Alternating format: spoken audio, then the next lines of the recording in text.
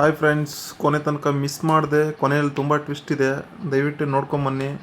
ಕೊನೆಯಲ್ಲಿ ಒಂದು ಕುತೂಹಲಕಾರಿ ವಿಷಯ ಇದೆ. ಧರ್ಮಸ್ಥಳ ಅನ್ನೋದು ಧಾರ್ಮಿಕ ಸ್ಕಿಪ್ ಮಾಡಿದೆ ನೋಡಿ. ಧಾರ್ಮಿಕ ಕ್ಷೇತ್ರದಿಂದ ಎಷ್ಟೋ ಬಡ ಜೀವಗಳಿಗೂ ಅಲ್ಲಿ ಕೆಲಸ ಮಾಡೋದಾಗ್ಬೋದು, ಅಲ್ಲಿ ಒಂದು ಆಫೀಸ್ ಸ್ಟಾಫು, ಏನೋ ಒಂದು ಸೆಕ್ಯೂರಿಟಿ, ಅಡುಗೆ ಮಾಡೋರು, ಪೌರ ಕಾರ್ಮಿಕರು ಮತ್ತು ಕ್ಷೌರಿಕರು, ಅಂಗಡಿ ಮುಂಗಟ್ಟುಗಳು, ಎಷ್ಟು ಜನ ಜೀವನ ಮಾಡ್ತಾಯಿದ್ದಾರೆ ಗೊತ್ತಾ.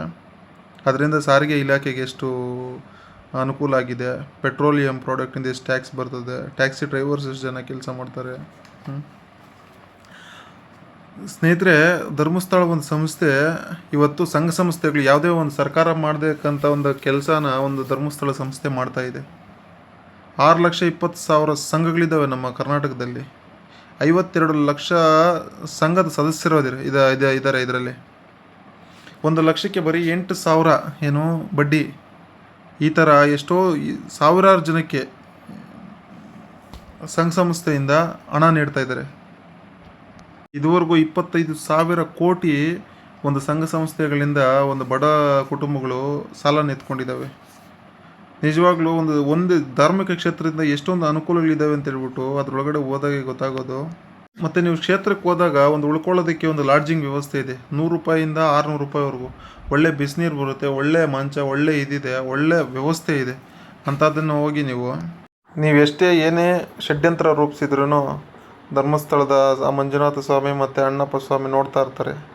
ಕಾಲವೇ ಉತ್ತರನೇ ಕೊಡುತ್ತೆ.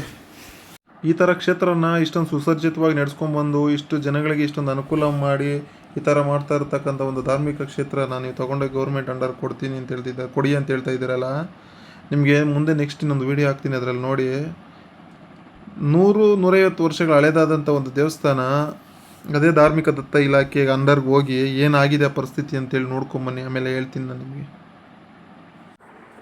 ಸ್ನೇಹಿತರೆ, ಇದು ಕೋಲಾರ ಹೃದಯ ಭಾಗದ KSRTC ಬಸ್ ಸ್ಟ್ಯಾಂಡ್ ಪಕ್ಕದಲ್ಲಿರತಕ್ಕಂಥ ಶ್ರೀ ಕೀಲ್ಕೋಟೆ ಆಂಜನೇಯ ಸ್ವಾಮಿ ದೇವಸ್ಥಾನ.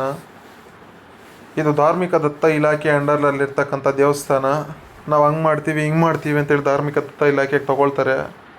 ಅದು ತೊಗೊಂಡಿದ್ದಾದಮೇಲೆ ನೋಡಿ ಈ ಥರ ಹಾಳು ಬಿದ್ದು ಹಾಳಾಗಿ ಹೋಗ್ತಾ ಇದ್ದಾವೆ ನಾವು ದೇವಸ್ಥಾನಗಳು. ಇವತ್ತೇ ನಾವು ಎಚ್ಚೆತ್ಕೊಳ್ಳಿಲ್ಲ ಅಂದರೆ ಇದನ್ನು ಒಂದು ಸತಿ ಫುಲ್ಲಾಗಿ ನೋಡ್ಕೊಂಬನ್ನಿ. ಎಲ್ಲ ಒಡೆದು ಹಾಳಾಗಿ ಮಳೆ ನೀರು ಹೋಗಿ ನಿಜವಾಗ್ಲೂ ಕರ್ಲು ಹಿಂಡುತ್ತೆ. ಈ ಥರ ಎಲ್ಲ ನಾವು ನೋಡ್ತಾ ಇದ್ರೆ ಡೈಲಿ.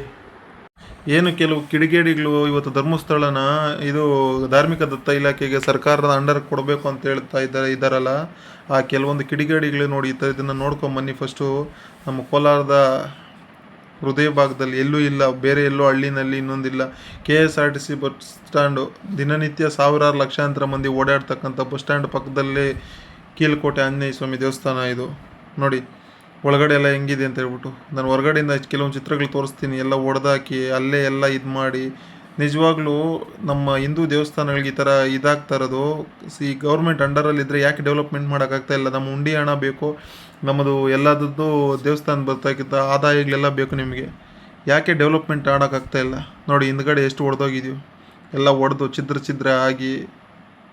ಯಾಕೆ ಇದನ್ನು ಡೆವಲಪ್ಮೆಂಟ್ ಮಾಡೋಕ್ಕಾಗಲಿಲ್ವಾ? ಚೆನ್ನಾಗಿರೋ ಕ್ಷೇತ್ರಗಳೇ ನಿಮಗೆ ಬೇಕಾ? ಈ ಥರದನ್ನ ಮಾಡಿ. ಇದು ಯಾಕೆ ನಿಮ್ಮ ಅಂಡರಲ್ಲಿ ಇದೆಯಲ್ಲ, ಈ ಥರದ್ದು ಮಾಡಬೇಡಿ. ಮಾಡದೇ ಇರೋದನ್ನೆಲ್ಲ ತೊಗೊಳಕ್ಕೆ ಹೋಗ್ರಿ ನೀವು. ನೋಡಿ ತೊಗೊಂಡೋಗಿ ನಮ್ಮ ಆಂಜನೇಯ ಸ್ವಾಮಿ ಇದರಲ್ಲಿ ಇದ್ದಿದ್ದ ಒಂದು ಆಂಜನೇಯ ಸ್ವಾಮಿನ ಯಾವುದೋ ಒಂದು ಚಿಕ್ಕದೊಂದು ಶೆಡ್ ಹಾಕಿ ಶೆಡ್ಡಲ್ಲಿ ನಿಲ್ಲಿಸಿದ್ದಾರೆ. ಯಾಕೆ ಇದನ್ನು ಅಭಿವೃದ್ಧಿ ಮಾಡೋಕ್ಕಾಗಲಿಲ್ವಾ? ದಿನ ನಮ್ಮ ಹಿಂದೂಗಳು ಕಣ್ಣಿಲ್ವಾ ಇದನ್ನು ನೋಡೋದಕ್ಕೆ? ದಿನ ಇದೇ ರೋಡಲ್ಲಿ ಓಡಾಡ್ತೀರಾ, ಇದೇ ಇದರಲ್ಲಿ ಇರ್ತೀರಾ. ನೋಡಿ ಒಂದು ದೇವ್ರದಂಥ ಮೂರ್ತಿನ ತೊಗೊಂಡೋಗಿ ಒಂದು ಶೆಡ್ಡಲ್ಲಿ ಇಟ್ಟು ಅದಕ್ಕೆ ಪೂಜೆ ಕೂಡ ಮಾಡ್ತಾ ಇಲ್ಲ. ದಿನ ಹೊಟ್ಟೆಗೆ ಅನ್ನ ತಿನ್ನೋರಾದರೆ ಈ ಕೆಲಸ ಮಾಡ್ತೀರಾ ನೀವು? ನೋಡ್ಕೊಂಬನ್ನಿ ಇದನ್ನು ಪೂರ್ತಿಯಾಗಿ. ನಿಜವಾಗ್ಲೂ ಕರಳು ಹಿಂಡುತ್ತೆ.